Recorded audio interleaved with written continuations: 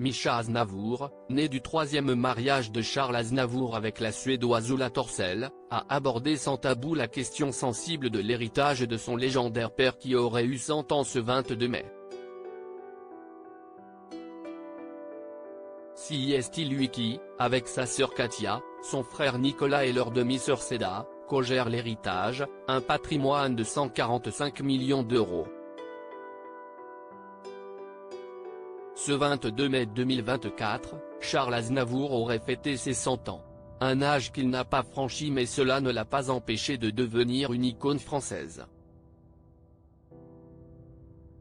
Son souvenir est toujours présent dans les esprits depuis sa disparition le 1er octobre 2018 à l'âge de 94 ans, et ses héritiers sont là pour faire perdurer sa mémoire. Une famille qui a réussi à ne pas s'écharper autour de la question de l'héritage. Mischa Aznavour, son fils né de l'union du chanteur avec la Suédoise Ulla Torssell, s'était confié à ce propos dans les pages du magazine Gala en 2023. Charles Aznavour, marié à 3 reprises, a fondé une grande famille de 5 enfants.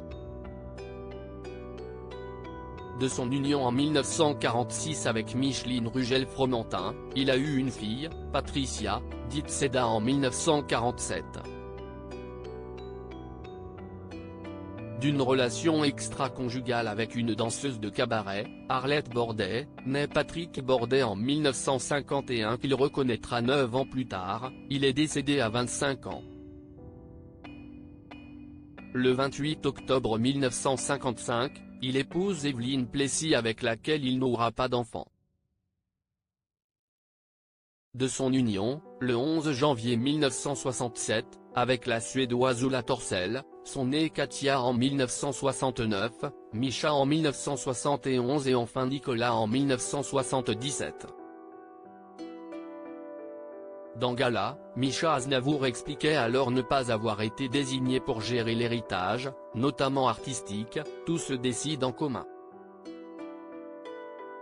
Nicolas reçoit les demandes en tout genre. Moi, je fais pas mal de relations publiques, les interviews, parce que je suis le moins timide. Et Katia et son mari sont impliqués dans le projet de film sur mon père.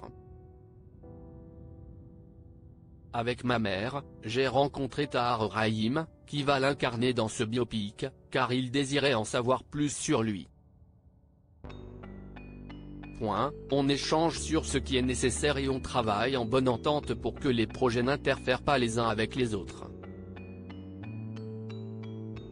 La famille Aznavour a dû gérer les propriétés de la star après sa disparition et notamment la propriété de Mouriès, en Provence, qui a été vendue. Cela a été près de 30 ans de la vie de mon père, mais ce n'est pas un endroit qu'on a trop connu. En même temps, j'aurais bien gardé Mouriès pour y faire le musée Aznavour. Parce que, Erevan, si est un peu comme la tombe de Johnny à Saint-Barth, si est trop loin pour les fans. L'héritage de Charles Aznavour réglé sereinement, à la différence de Johnny Hallyday et Alain Delon. La différence entre sa famille et celle d'autres légendes, Johnny Hallyday et Alain Delon, à propos desquels l'encre coule beaucoup quand il s'agit d'héritage, réside peut-être dans le fait que les questions délicates ont été réglées en amont. Mon père avait tout organisé avant son départ. Il souhaitait qu'on n'ait aucun souci. Pour vous donner une idée, on avait une forêt à Montfort-l'Amaury, que j'adorais. Je voulais qu'il me la laisse, mais il ne voulait rien entendre. Il disait, ce n'est pas constructible, je vais la vendre, tu ne vas pas savoir quoi en faire. Charles Aznavour avait une voix, certes, mais aussi beaucoup de flair.